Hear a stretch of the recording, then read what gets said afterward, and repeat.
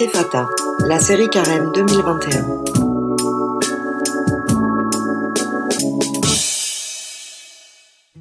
Pâques, c'est vivre dans la nuit noire où tout avenir nous semble anéanti, l'irruption de la vie.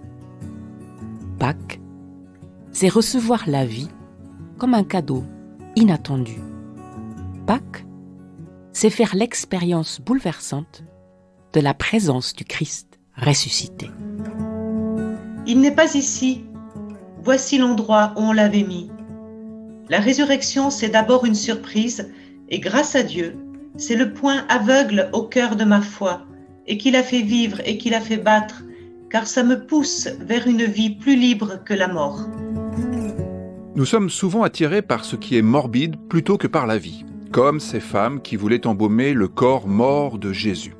Mais Pâques est passé par là, et un messager divin alerte les femmes qui sont entrées dans le tombeau que la vie n'est pas là, mais en Galilée, là où Jésus avait parlé, soigné, mangé, étonné, critiqué, sauvé, autrement dit, là où il avait vécu.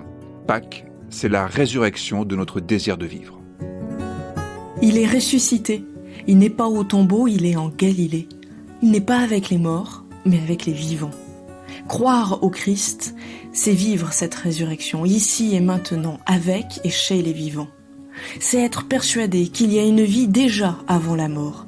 C'est être appelé à tourner notre quotidien vers la vie et non rester dans une attente d'un après.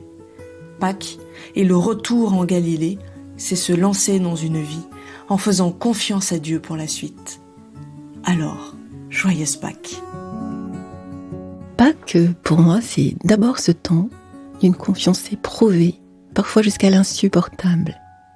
Une traversée de nos expériences crucifiantes qui s'ouvre sur le temps du relèvement, aussi inouï qu'inattendu.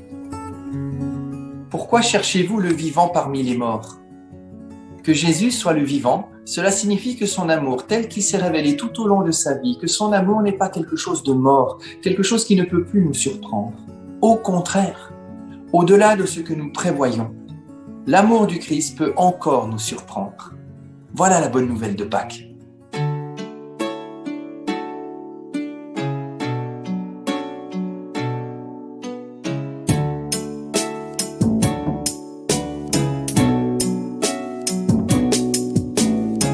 Ephata, réalisé et produit par l'Église protestante unie de Montpellier et FM+.